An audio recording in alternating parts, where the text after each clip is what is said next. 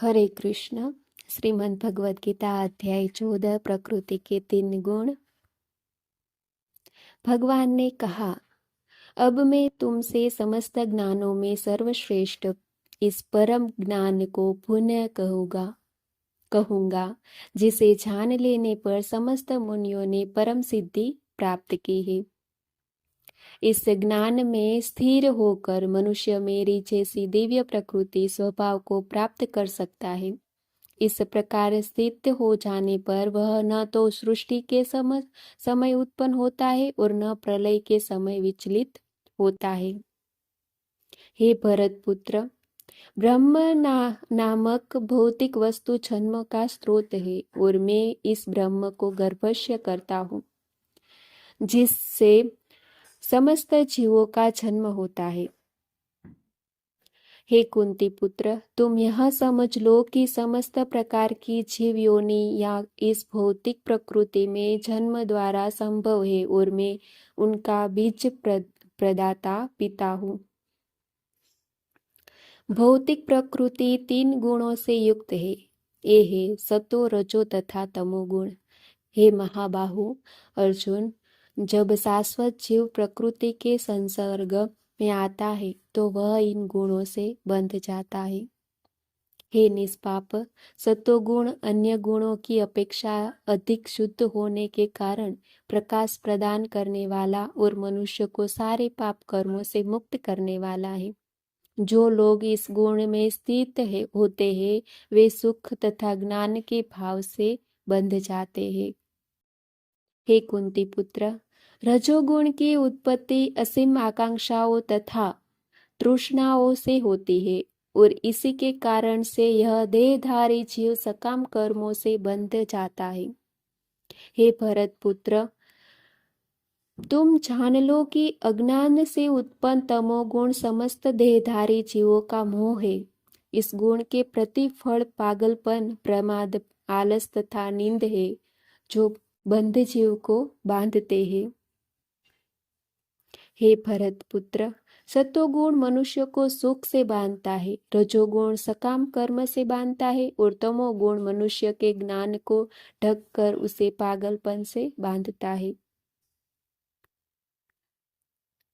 हे भरत पुत्र, कभी कभी सतोगुण रजोगुण तथा तमोगुण को परास्त करके प्रधान बन जाता है तो कभी रजोगुण सत्तो तथा तमोगुण को परास्त कर देता है और कभी ऐसा होता है कि तमोगुण सत्तो तथा रजोगुण को परास्त कर देता है। इसी प्रकार श्रेष्ठता के लिए निरंतर स्पर्धा चलती रहती है। सत्वगुण की अभिव्यक्ति को तभी अनुभव किया जा सकता है जब शरीर के सारे द्वार ज्ञान के प्रकाश से प्रकाशित होते हैं। हे भरतवंशियों में प्रमुख, जब रजोगुण में वृद्धि हो जाती है तो आध्यात्मिक आसक्ति, सकाम कर्म, गहन उद्यम तथा अनियंत्रित इच्छा एवं आलस्य लक्षण प्रकट होते हैं। जब तमोगुण में वृद्धि होती है तो हे कुरुपुत्र, अंधेरा, जड़ता, प्रमत्ता तथा मोह का प्राकट्य होता है। जब कोई सत्वगुण में मरता है तो उसे महर्षियों के विशुद्ध उच्चतर लोकों की प्राप्ति होती है। जब कोई रजोगुण में मरता है तो वह सकाम कर्मियों के बीच जन्म ग्रहण करता है और जब कोई तमोगुण में मरता है तो वह पशु योनि में जन्म धारण करता है।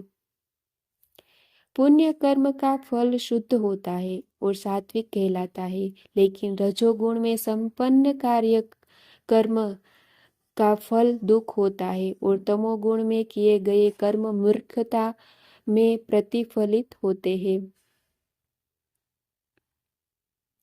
सत्वगुण से वास्तविक ज्ञान उत्पन्न होता है, रजोगुण से लोभ उत्पन्न होता है और तमोगुण से अज्ञान, प्रमाद और मोह उत्पन्न होता है।